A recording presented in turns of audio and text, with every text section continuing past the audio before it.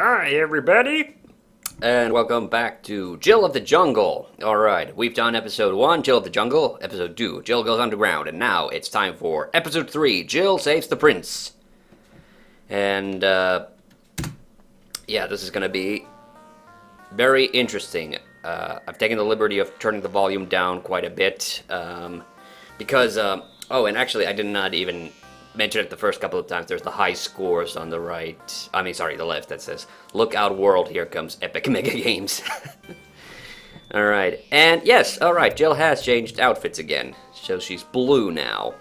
Blue, but, whoa! Oh, I did not expect. Jill enters the valley. Alright, so now they actually did create a map screen. Alright. Oh, they've changed the sound effects again. I haven't actually been paying too much attention to the credits, but I should probably check if they had different developers for each of the episode. And again, this music sounds very much like Star Control. I've actually been thinking about, well, a little while ago I actually did buy Star Control 3 because I've been very curious to try it out, but there was something wrong with it. It just didn't run properly. It ran like the space combat sections ran like so fast it was unplayable. I don't know, I should probably try looking it up again if they've patched it.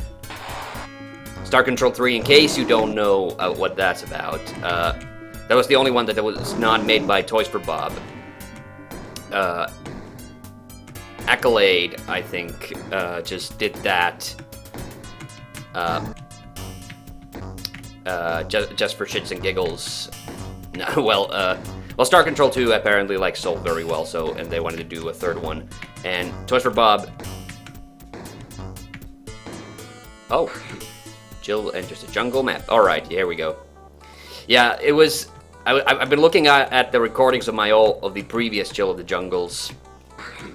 Especially the first one, because, whoa, what the hell? Sound effects are so weird. I mean, they are part of the game's appeal. Like, I do think they're really silly and everything, but yeah, that's kind of weird. This is reminding me, also, this Jill changing, Jill changing, outfits. Actually, kind of reminds me a little bit about, climb. Reminds me a little bit of, Lupin, the third, the anime series, because, you know, that, during different seasons, like, Lupin would, or during various different runs of the show, Lupin would change, like, outfits. Like, he'd start off with a green jacket, then he switched over to a red jacket, or red/pink, and then a blue jacket. But it's not a consistent look. Like, that's for the television shows.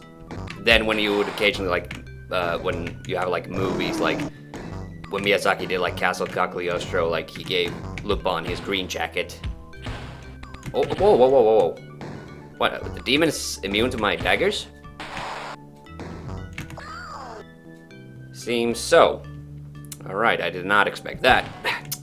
Keep running into the enemies again. Ugh. Yeah. So, yeah, when Castle Cagliostro came out, like... Oh! It came back to its mama. So when Castle Cagliostro came out, like, that was during the... that was technically during the red jacket period for the television show. But Miyazaki didn't care. Like, he wanted Lupin to have his green jacket, and so, and I gotta be honest. Like, I prefer the green jacket. I mean, that's, you know, barring the fact that I think, you know, green is my favorite color anyway, which is why I genuinely did like Jill's look in the last game. Whoa, we actually get to go up here. Cool. Oh, there's a key. So yeah, it's not like consistent or anything, but I think it's kind of fun. I don't know, I've maybe talked about this on some other occasion, But actually, the original Lupin manga... the original Lupin manga is not really my cup of tea. Because Monkey Punch... Like, don't get me wrong, I don't think... Monkey Punch has a very kind of a sketchy art style, which, you know, I don't mind, personally. I think that's kind of cool. But Lupin is quite more reprehensible in the original comic books than he was in the eventual television. Like, they definitely softened him up a bit. Because the one comic that always, like, bothers me is, like, when it's the one where they show, like, Lupin's hideout. So it's not one of the first ones. It's a little bit ways into the series, but eventually, like, when they decide that Lupin should have a little hidey hole of his own. And he has, like, surveillance cameras surrounding the place. And in one of the surveillance cameras, he's seeing, I feel like I might have told the story before. In one of the surveillance cameras, there's a rape going on. And Lupin just jokes, well, that's a little bit of fun just going on there. And, like, you know, no, that is not my idea of a good time, sir. Whoa. Okay, I thought I was dead for sure. Excuse me. Bees, by the way. Not the bees! Oh, God. Don't you hate it when you sneeze and then you're not sure? I have that thing that happens up when my ears lock up when I sneeze. And then I don't know how my voice sounds. Ooh. Alright. I get the feeling like this is... Whoa! Okay. We're back in hell. Back in hell again. Just when I thought I got out, they dragged me back in. Oh, man. That actually reminds me of, well, that line obviously is from Godfather Part 3, which, personally, I think is much better than its reputation. Can I just go down the... No, I can't. Still can't swim. But that's so weird. That part is, like, clearly under the water, but yeah, no. It's when you go to the deep part. That's when Jill suddenly drowns. Like, make up your goddamn mind about that. Anyway, yes, so Godfather 3, I think, is a movie that is much better than its reputation. Like, I'm gonna be honest, like, I prefer Godfather 3. God, I prefer Godfather 3 over Godfather 2. And Godfather 2, don't get me wrong, I think is a good movie. But it's a movie that is just too long. It is like, I think I have a blog about this as well, where I've basically said that Godfather 2 really should have been 2 movies rather than one super long movie. Especially because the part of the story which is interesting to me, the part of the story that is interesting to me is Vito Corleone's story, because it's a prequel and a sequel. It's one of those dealios. And Michael's story in that is just not very interesting. That's why I actually think Godfather Part 3, why it's so underrated, because it's Michael as an old man. And because the story in that is so much more interesting, in my opinion. And tragic, yeah. And also, people give What's-Her-Face a lot of shit for that movie. I know it's Francis Ford Coppola's daughter, I forgot her name, but... I don't want to stand underneath those for too long, because they'll kill me too quickly. Yeah, I can't remember her name for the death of me, but, you know... I mean, she wasn't, like, a terrible actress in that, like, you know... Do I think that having that sort of pseudo-incestuous romance in that was a little too much? Yeah, maybe a little bit, but you know, I think they handled it tastefully. Alright, now I got the jump power up. I wonder if there's a place where I can jump. Those grabs remind me of the original Mario Brothers. God damn it. Oh yeah, another thing. I'm a little while ago I did you know, my favorite Sonic levels from all the Sonic games. Yeah, so a little while ago I did that, and a follow-up video idea that I came... Well, actually, Aqualung already gave me an idea for a follow-up video, which was just to do straight up my, like, top 10 Sonic levels. Which would be interesting, except I think that would be kind of, I don't know, like, the 2D Sonics would obviously, like, kind of dominate the list a little bit, so I'm not sure. Do I still have the extra jump power? I can, but now I screwed up the jump. So Aqualung gave me that idea, but actually the follow-up idea that I had in mind was because I kind of felt a little, you know, not too guilty, but I did feel a little guilty that when I did in my favorite Sonic levels, when I talked about the Sonic Adventure titles, I always try to say Sonic Adventure titles now instead of games because this is a confusing-ass level, I gotta be honest. Not a fan of this. I kind of wish that after that shit show that was the second episode, they would have wisened up and make these levels a little bit more straightforward. So, oh, but I can totally now get in the, yeah, so the idea instead of, I actually had the idea of just straight up doing one of my favorite levels in the Sonic Adventure games. I mean, I know where the level exit is. Am I just supposed to go there? There's water here too, so I can't go,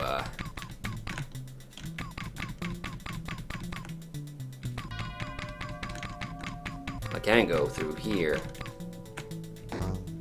Oh, was that just literally it? Oh god, come on. Okay, that was it. Alright. Yeah, so the idea that came to me was just to do a straight up, like, my favorite levels from the Sonic Adventure titles. Giant Green Lizard Men? Oh boy.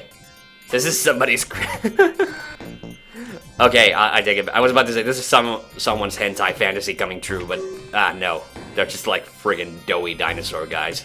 If by big green lizard man you meant, like, brownish, doughy dinosaur guys, sure.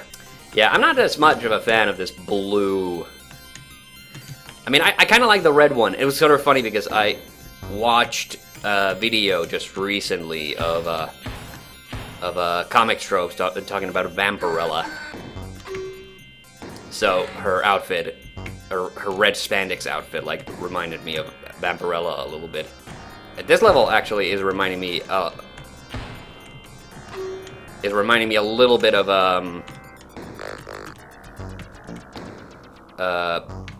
damn it, I really want a weapon. I keep taking damage from these guys. This is actually reminding me a bit of Super Pitfall, like the final parts of Super Pitfall. Oh boy. Like I'm supposed to be dodging these guys and not doing a... I am not doing a good job. Yeah. I do have to be honest, like, I noticed a few times I've been watching, because I've been editing the episodes 1 and 2 for release for YouTube, and I've noticed that a lot of the times when I don't realize that I have a power-up, it's literally because I get it, like, at the very start of the level, and honestly, it's just not obvious sometimes. Like, I know it does play a sound effect that shows up there in my inventory, but because, actually, this music is reminding me a little bit of International Karate, even. Oh, there's the final key, and then I need that to get the final gem. Alright. Well, this is nice. At this level, at least, is a little bit straightforward. Goddamn. Goddamn cookie dough dinosaur guy coming to fuck me up. Isn't this lovely? They decided to have, like, the biggest enemies taking up the most space in the level that I don't get a weapon at. Because that's fair. So, that's another thing, because I didn't get to showcase, like, a Rouge level either when I did the, Because don't get me wrong, like, I liked Rouge, but another thing I was very conscious about was, like, you know, I kind of had a secret unwritten rule when I did the best Sonic levels. I mean, it didn't, like, break anything, but I kind of had the secret rule was no level 1s. Like, don't include the first levels on the list because that's kind of like, okay, now I get the weapon.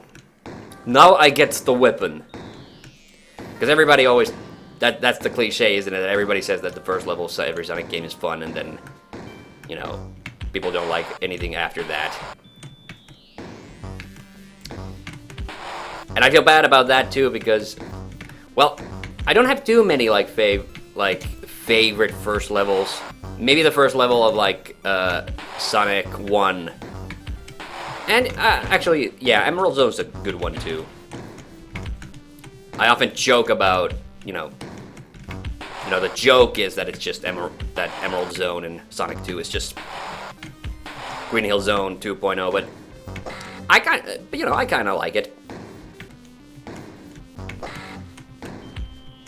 In fact, the only first level of a Sonic game, and maybe that's not fair.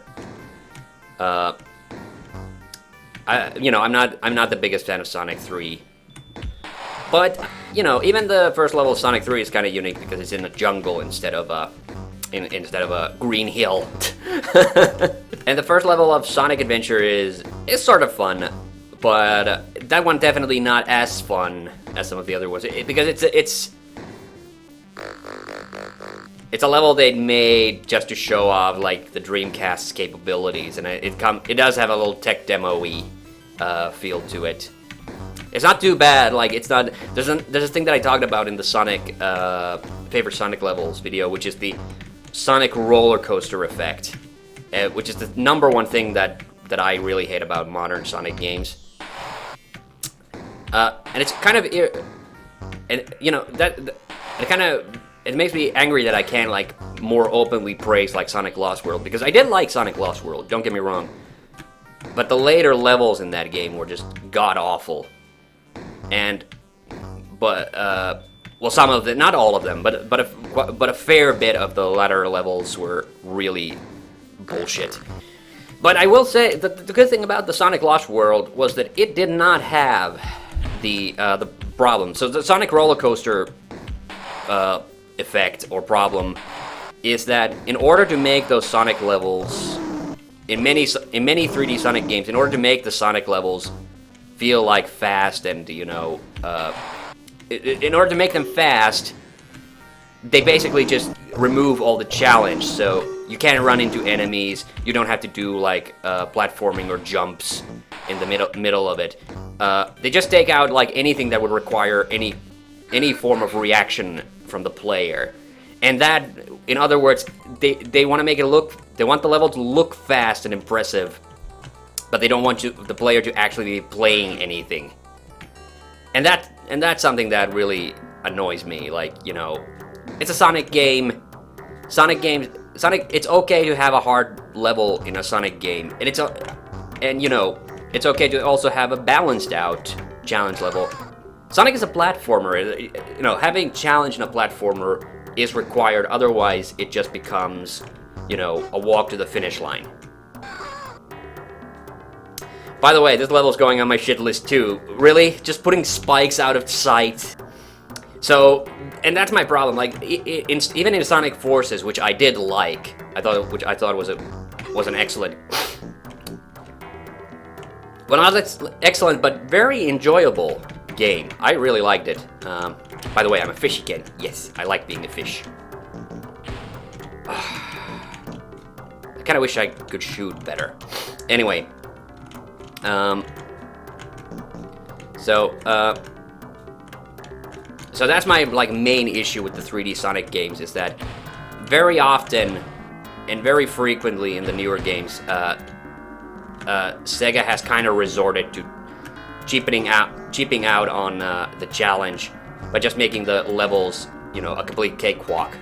Because I get what the motivation. Oh my lord. Really, it would be nice if I could just press jump to get off the vine. Sorry guys, I'm fuming. I'm fucking fuming. I thought I was past this when I finished Jill of the Jungle 2. I guess I was wrong.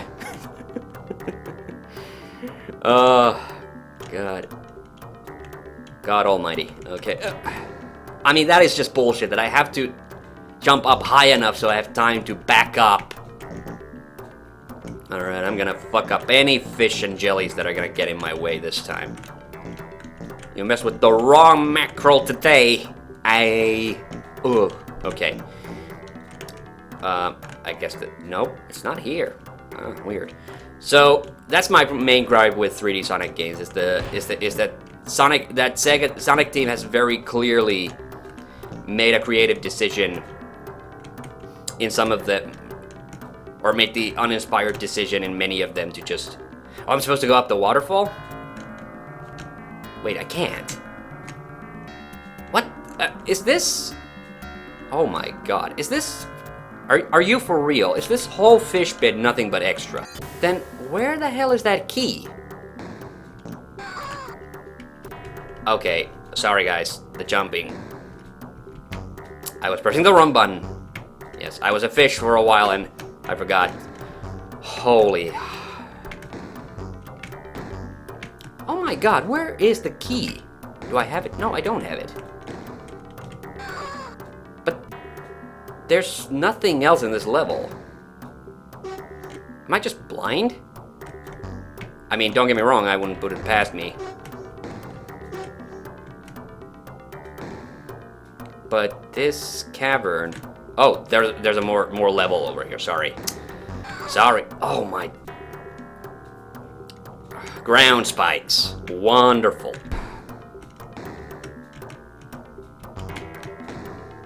Oh, that was right there, fucking...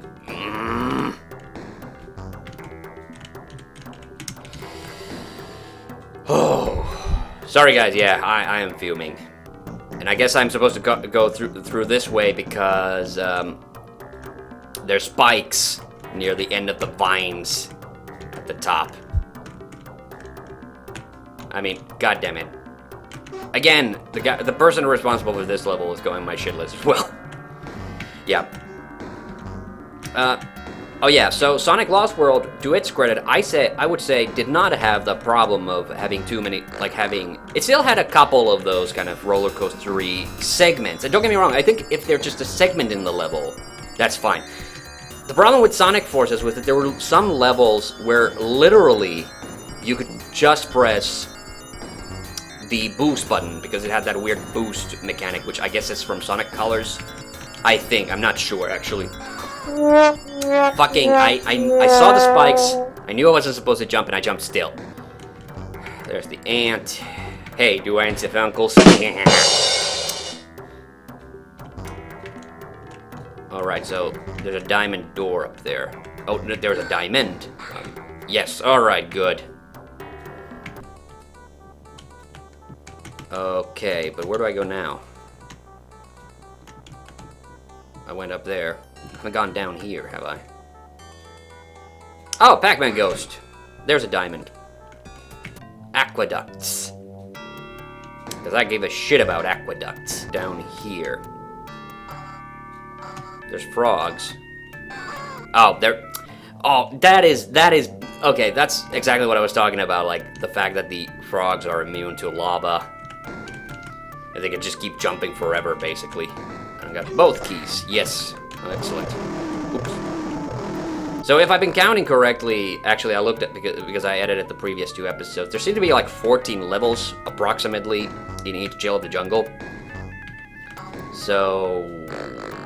we're not quite halfway through yet, but... we're making progress. We luckily haven't had the same kind of... knock on wood, we still haven't had the kind of fucking gigantic level that pisses the fuck out of me. Mega puzzle. Oh god. Here we go again. Well, actually, I don't mind the puzzle levels. I really hated the jumping levels. Like, in that sense, this is also much better than episode 2, because there is this level... except now, of course, it's a jumping level. Nice. Oh yeah, one fun thing that I did do, managed to finish off just recently was I finished off the top 10 She-Ra episodes list, so I don't know if it, I still don't want to talk about it too much because I don't know if it's come out yet by the time I'm putting this out. But, so, in preparation of doing possibly that favorite levels from Sonic Adventure, and Sonic Adventure 2, I'm definitely going to do Sonic Adventure 2 as well. I had to start playing Sonic Adventure on my Xbox One because I want to be able to capture the video footage that way, because it's just easier, more convenient, and I get much better quality footage that way. I can do it from the Xbox 360 because that's where I bought them from, but not only is the video capture a bit more challenging with that, because I have to use an actual capture device, whereas Xbox One can just capture video by itself. Yeah, there's also the thing that because the Xbox captures the video by itself, I don't have to worry about like getting the settings right, because I've had that. Even though I know what the settings are, whenever I do use my capture device, the main issue and problem that I keep running into is that I sometimes don't that I sometimes still get the settings wrong, and then the video capture looks like ass. And by the way, just to clarify, when I do capture from the 360, I do it using RCA, because I do not have an HDMI capture device. So, in other words, capturing with the Xbox One it's easier. Oh, I get to be a froggy now. Wow, I haven't been a frog since episode 1. This is nice. Also reminds me very much of Donkey Kong Country 2. Oh no, Donkey Kong Country 1, sorry. That was the one where you turned into a frog. You turned into a parrot sometimes in 1, and a snake. Was Rambi? Rambi was in, but I don't remember if you turn into Rambi in 2. You definitely ride Rambi in 2, but I don't think you change into Rambi. Oh, I get to be a phoenix too. This is nice. I like this. Okay, I guess I have to become Jill if I want to get progress. If I want to make a progress. Progress? What's that? I keep forgetting to tell the story. Okay, so in preparation to do the Sonic Adventure, like my favorite Sonic Adventure levels, I started replaying, and I needed to play up to the part with Tails where I can get like all the levels in the challenge mode or whatever the hell it's called, where because in the story mode, you play the levels and they're over. But then there's the challenge mode, where it's just a level select screen, basically, for the levels where you also get to do the challenges. So now I get to be a phoenix. Nice. So I came up to the part in Tails' story where you have to go to the where you time travel to Tikal's time. Which I do enjoy, because I think Tikal's a cutie. But the problem... But it was the exact same issue I remember when me and Retrokaiser Let's played that game. Did I get a diamond? I did get a diamond. So... But me and Retrokaiser, when we played it, we got lost as Tails in the past. Because you have to find... Before you can progress the story, you have to find Tails' power-up. And we could not fucking find it anywhere. And I too ran around, I'd say like a good 10 minutes looking for it inside that big area, and I was just like, where the shit is it? And I finally gave up. I did something on my computer for like a hot second, and then I looked at Game FAQs and I thought like, oh come on, there has to be like a map or something that points me to it. Yeah. So I ran into that exact same problem that me and Kaiser had, that I could not find that fucking anywhere. And then I looked up the game FAQs, and its direction said, go to the left and try to find the power up. And I was like, go to the left and try to find, like, if the fucking game FAQs guide is telling you. Like, I was just looking for, like, a map to just, like, pinpoint the location where it is. And I did find it. I did actually find it, but that's the thing that really pisses me off, is, like, it is not in, like, an obvious spot. It's like, you can go, there are I mean, as Tails, remembering that Tails can fly, and you can get, like, a good vantage point of the whole level. And you can actually get a couple of good vantage points of the whole area. And the fact that you cannot see the power-up from any of those vantage points, like, tells you, this is some bullshit. Like, I'm sorry, that is like... I'm sure they just wanted people to be able to, like, explore the level. That's what it is. And don't get me wrong, like, I like being able to, like, just fly around as Tails and that. That's kind of like my #1 favorite thing about Sonic Adventure. Oh my god, am I just stuck down here? Seriously, because I can't get up here from here. I can get here, I can get on this vine. Oh my god, did I screw this level up?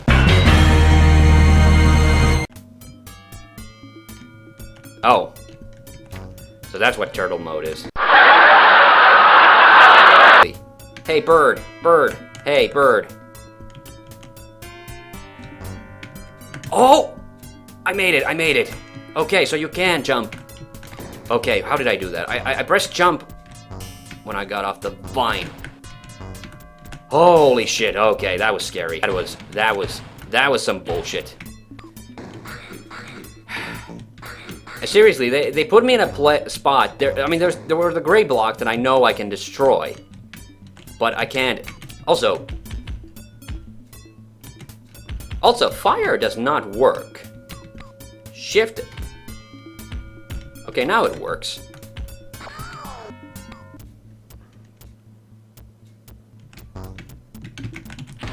Jesus, why? Why did it want to push me like that way? That's the other thing. I'm fucking half dead before I start the level because of that bullshit. This has got to be the most bullshit start to a level ever. I am fuming. All right. I mean, sorry. My relief was so short-lived when because I had already managed to forget like how bullshit the beginning of this level is. Yeah, no, but so seriously, like trying to get fucking Tails' power up in the past in Sonic Adventure, like, for fuck's sake, like that is like it's especially annoying if you're just trying to like get by.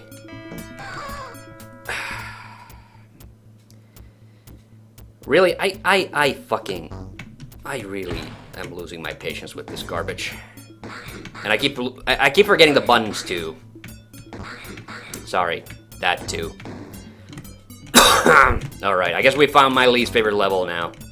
I just wanted to check what was on the other side of the water, but the problem is, like, if I press the direction before I jump, Jill just fucking drowns. That's not jump, this is jump.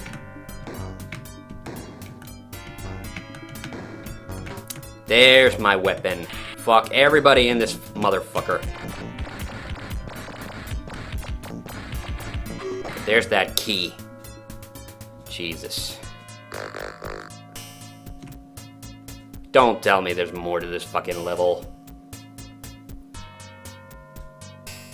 There better be something at the end of this chain. Probably death. Is it this? I really hope they're not trying to juke me. There we go. Yeah. Wait a minute. Did I just go? Oh, did I just go around a freaking circle? I got 3 gems. Yeah, sorry, it's gonna take a while. There's the Pac-Man ghost, but where am I supposed to go? Can I just walk past here? Is it gonna make me play the level again if I go through here? No, luckily not. Okay, maybe it's this way. Oh, here it is. Good. Okay. Yeah. So, yeah, anyway, just to finish up on what I was talking about before. Yep, there's a level. Jill leaps into level 11. Oh, they ran out of clever names for the levels. My fucking dagger's back. Alright, there's the... Oh, my lord.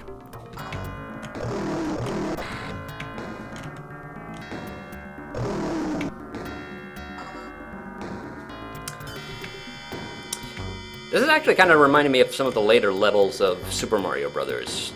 The color scheme, mostly, not this, you didn't, like, climb around in, like, the first Mario Brothers. Oh, God.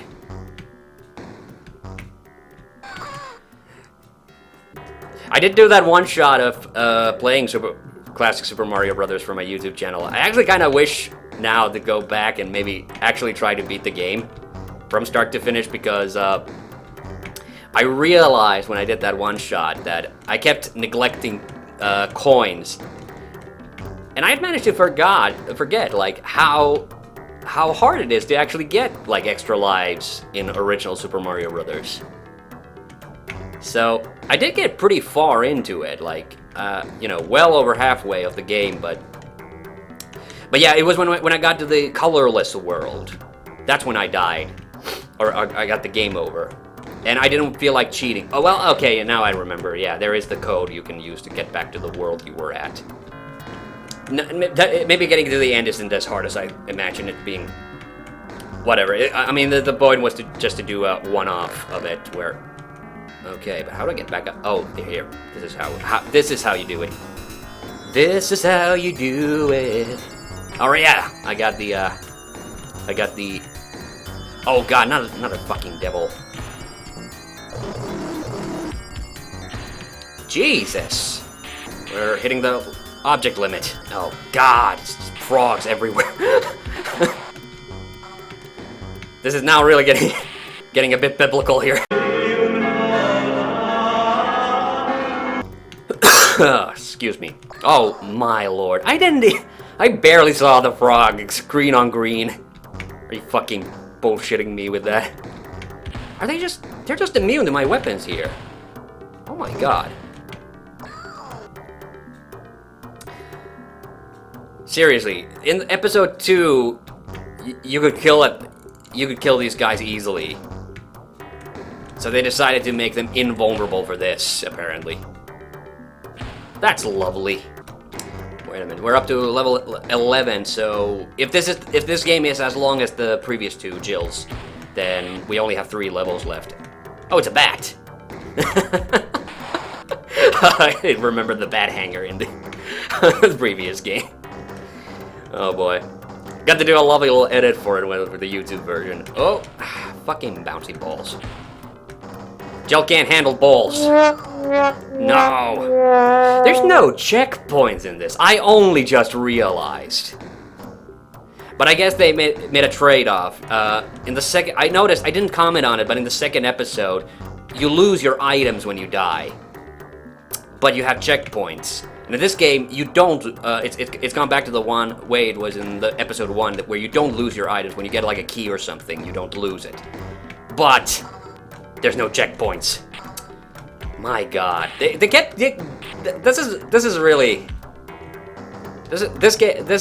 whole game is starting to really get on my nerves because they keep changing the rules. I mean, he's throwing like, yeah, that is super annoying because now I have to start from here. I mean, granted, I don't have to go all around the level, but are these guys seriously immune to everything? Yeah, they don't die. They just do not die. I have no option but to just, you know, cross my fingers and hope that I actually get past them without taking too much damage. But on the bright side, like the animals. Enemies, I was supposed to say, but yeah, I guess most of the enemies are animals. No, that frog was still alive. Is that bat still alive? No. Okay, yeah, so I was about to say, like, the enemies that you kill at least stay dead. And that was always one of my favorite Hollywood Squares bits. As it was Joan Allen, no, not Joan Allen.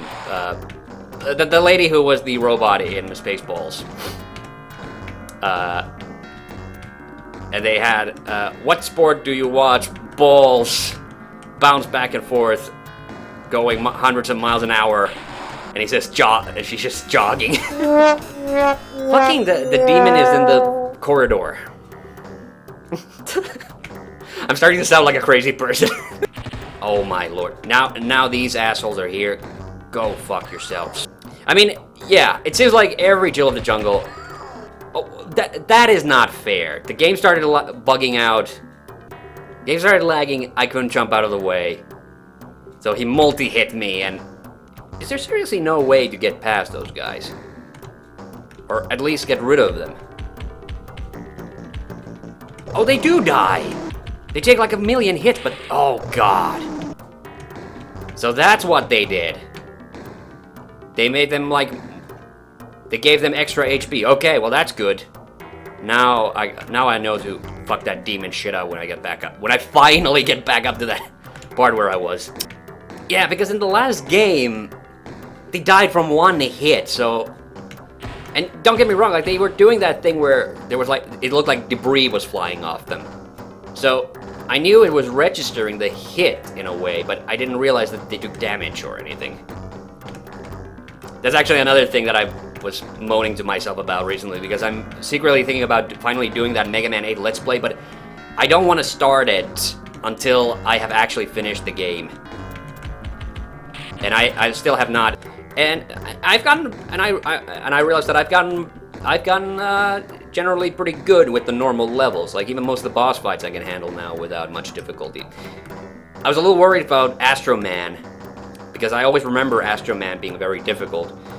And then I beat him on my first try. I mean, I had the weapon to beat him, but still, I remember that he was tough even with the weapon. And then I remember that, oh, you know what, I'm actually thinking of Astro Man's fight from Mega Man in base, which is way more difficult. Like, that one, even when you do have the weapon to beat him, he still puts up a fight. Kaiser got Mega Man Legends 1 and 2. Oh, God. Yeah. I love Mega Man Legends 1. I haven't played 2. Tronbon is cute. I like her. She's a tsundere before tsunderes were really even a thing.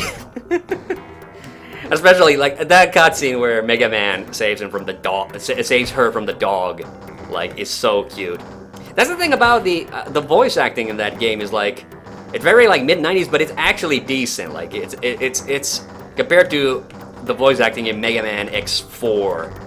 Like I'm gonna go on record saying that I think Mega Man X4 has the worst dub of all the Mega Man games. Like Mega Man 8 is like clumsy. My God. Like Mega Man 8 is clumsy, but Mega Man 8 is also funny. And I've said this before that a funny bad dub is still entertaining. Mega Man X4's dub is just bad and boring to listen to. It's not especially like funny. Like literally the only funny bit in it is when Zero yells like, "What am I fighting for?" And that's it. Like it's one punchline. Although I do think Sigma sound like almost. Sigma does not sound like the way you would imagine Sigma sounding. Like he's not like low pitched enough. Oh, but I just remembered his voice in Mega Man X7, like where he talked like this. Oh God. And then in X8 he had a decent voice, like not great, but you know, not terrible. Okay. Alright. Finally got rid of him. Right, now I can actually go look for that key. Wherever it may be. It's there. It was right fucking there. Of course it was. Why am I even surprised at this point? Oh, come on. Jill, baby. There's the heavy metal skulls, and here are the heavy metal slugs. Back to the jungle map. Alright, so if my calculations are right, like I said, there should be still 3 levels left. That's assuming that this game is as long as the other Jill of the Jungles. If they made it longer, then... If you think the next level is number 12, you're right. Oh man, Did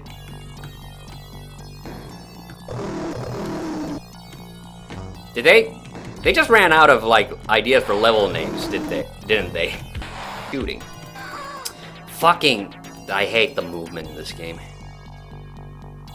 Don't get me wrong, like, I've had fun times with this game, but seriously, the movement is just weird. It kind of goes against some of my, like, platforming instincts. But, so, I just finished the, doing the bottom 10 She-Ra episodes list, and it's gonna come out next week. Alright, so I got 2 keys. Wonder where. And there was, one episode that I can already spoil that it was gonna be on there, is, Friends Are Where You... find them or something like that. Actually, I forget the title now. But it's the episode with the alien prince who keeps going on and on about his robo friend. Like, literally every other line that he says in the episode is like, my robo-friend helped me with that. I don't usually do that. My robo-friend helps me. It's like the most... It is such grating, annoying... Such a grating, annoying character. Like, it's like the number one reason why I remember that episode and why it ended up on the bottom 10. But there was like the moment where he talks to the other kids in the episode. And then he gets pissed because one of them wants to play with his robo-friend. And he says, friends don't ask their friends to... friends don't ask to use your robo-friend. And I'm like, Joel is so fucking obsessed with robo-friend. It's like very easily you can like start reading that episode like the robo-friend is like some super advanced fleshlight or something. Because and it gets really extra funny when Bo finally gives him his robo-friend back. And he says like, well, I found him and tried to put him together, but I'm not sure if it works. And then Joel says, oh, I think I can figure it out. Sorry, I forgot something in my room. And then walks away, and I just... Oh god, I just have to pause the episode at that point because I start laughing so hard. It's like, you know, when characters say unintentionally dirty shit in like kids' cartoons, that's always really hilarious to me. There was another episode I was considering having on it. It's going to be a dishonorable mention on it, which was A Lesson in Love, which is one of those episodes of She-Ra that is, I think, like seriously like misnomered. Like the name doesn't actually the name does not actually allude very accurately to the thing that actually happens in it. It has another prince of an alien country. Because there's a lot of like runaway like princess in She-Ra for some reason, you know. None of the royal parents in the Filmation He-Man and She-Ra show, like none of them seem to give it two shits about what their kids are doing. They just let them run away. So,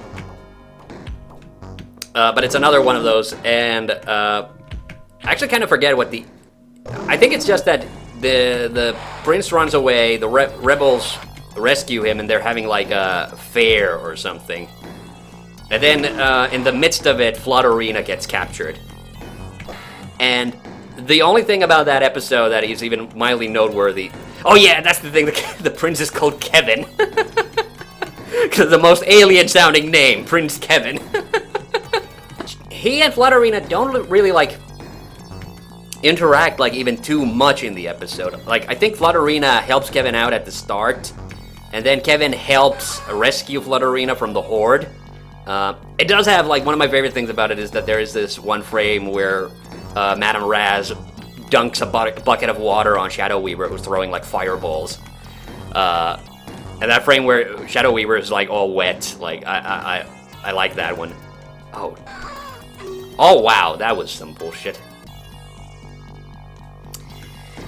So anyway, there's this like this blink it and you'll miss it moment in the very end of the episode where like She-Ra says like, I'll take care of these, you get Flutterina out of here or something like that, and Flutterina lands on Kevin's air bike, like on the front, on the front of it, and then gives her like a big smile, and was like. And that's where the subtitle, like, Flutterina is a cradle rubber, comes from. Okay. I got all these keys, but I don't know where I'm supposed to use them. I haven't seen any doors or anything. Oh, here they are. Okay. Ah, god damn it. I'm missing one? Like that self-praising thing that they did with the Epic Mega Games. Well, I suppose if you're gonna name your company Epic... You know, I suppose, you know, it comes a little bit with the territory that you have a really high opinion of yourself, but still, I think that's kind of dumb. Then there's that other episode that was a dishonorable mention, which was Enemy with My Face, aka Hordak makes a double of She-Ra that doesn't look anything like her. It's kind of like a reverse Faker, almost, because Fakor, or Fakor, spelled with an O, was a He-Man character in the He-Man toy line. That they did include in the cartoon as well, in one episode. It was supposed to be like a failed clone of He-Man, so he had blue skin and red hair. And then when they included him in the cartoon, they actually made him look exactly like He-Man, but the only difference is that he has like you know, shining eyes. Eyes that glow white. And then a robotic voice.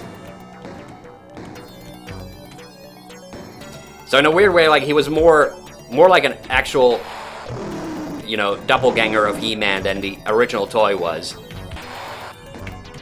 But he was way dumber.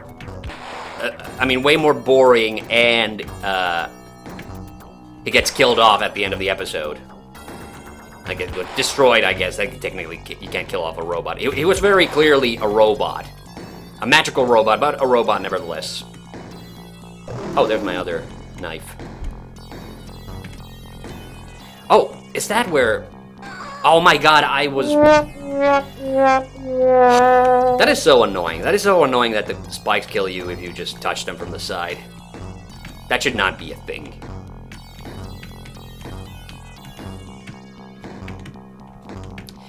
But then again, considering the way...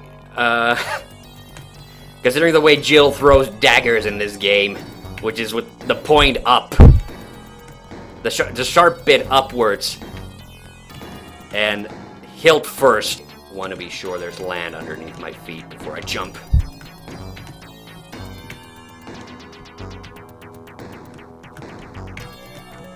What? It's pointing down.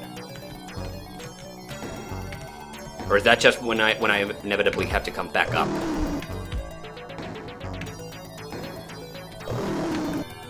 That's just great. Put an enemy there where I can't kill it. Eating away at my health. Nipping at my heels. My sexy, sexy heels. Have me do... Please. I really hope that key isn't like... Okay, I'm gonna wait for that thing to go down.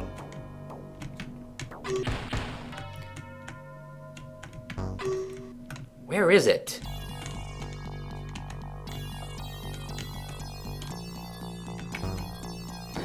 Oh, God.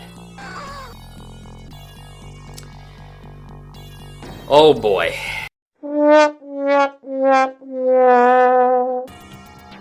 getting close to it. There's no key there. There's no key there. Fuck. Alright, but I am saving it. In case I die. Oh, there's a restore. Good. Yes. Alright, restore again. Because I apparently...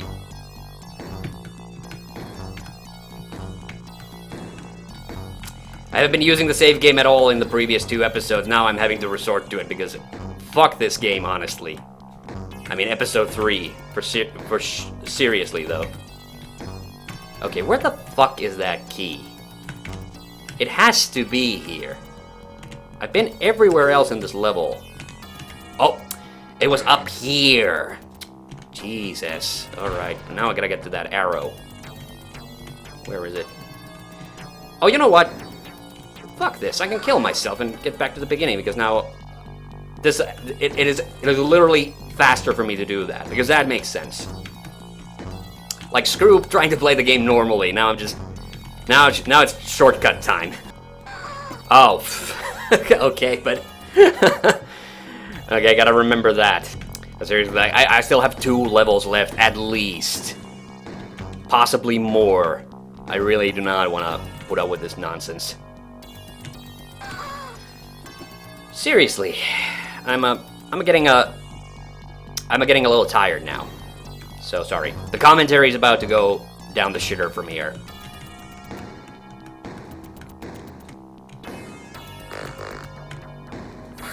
Finally. Oh my lord. 2 more levels. Here we come. Jill finally discovers the castle. Oh. Is this the final level? Well, that's a bit surprising. There's a bat. Blended in the background almost perfectly, but I saw it. Oh, now there's a... I think that's supposed to be like a ladder or tiles that I'm climbing down, but it's still the same climb animation as always. Looks a bit weird. Whoa, this is giving me some weird, like, Alex Kidd flashbacks. There's another key. Oh, later, dude. Oh, are you fucking with me? Jesus. That is inexcusable. I mean, come on, let me die with a little bit of dignity. Don't fucking make fun of me. Yeah, here's exactly what I was talking about, like, in the previous Jills, where I was talking a little bit about, like, Let's Plays and things, like, where, you completely lose your trail of thought, and especially once you get into a point that pisses you off, you kind of just lose your will to speak. That was actually, like, last year. I've been meaning to talk about this, but I keep forgetting to talk about it. But actually, last year I beat more Mega Drive games than I think I ever have, and we're getting close to where I was. So I'm gonna save it now because I'm fucking done going back to the beginning every time. Because I actually beat Alex Kidd in the Enchanted Castle, and I also beat Shadow Dancer. All right, I guess I'm gonna turn into a frog now. Except. Whoa, what happened? I thought I died. I guess I didn't. Where am I going? I don't know where I'm going. Oh, there we go.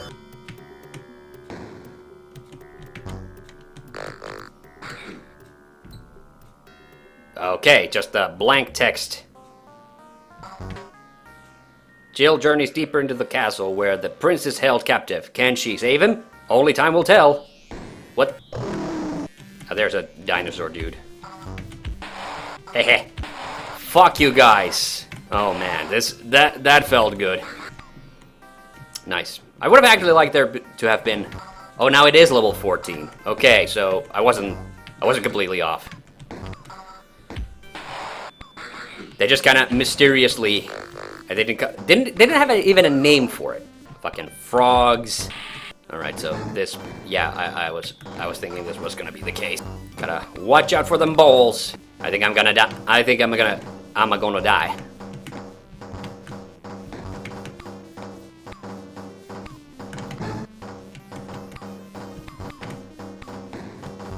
All right. Or did I? Or did I? Prison cell. Oh, there's the prince. Doesn't look... That asshole's the one I risked my neck for.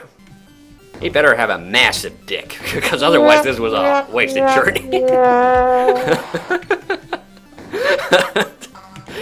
Oh, God. Alright, key number 1. Oh, 2. I already have 2 keys. Good. So, I still need, How many do I need? 2 more, yeah. Oh, I got that diamond after I've collected all the keys. Alright, there's... Oof.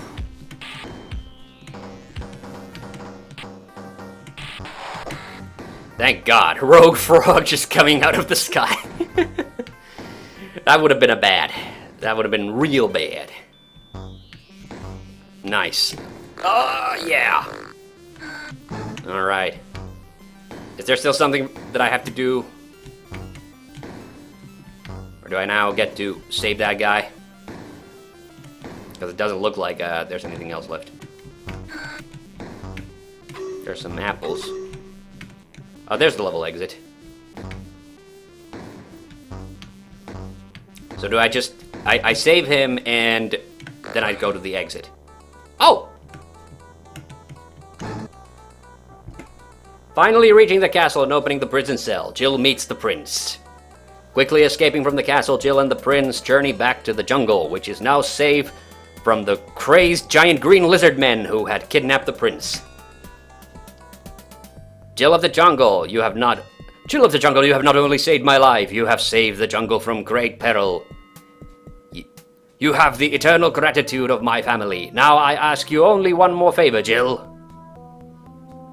The princess. Jill, will you marry me? Okay. So the jungle is once again restored to harmony, and Jill and the prince live happily ever after. Aw, isn't that sweet? Sickly sweet. Oh my god, that looks... that looks kind of awkward. Alright, but hey, thanks for watching me play through Jill of the Jungle, Episode 3. I'm TheHande, and see you on the next one.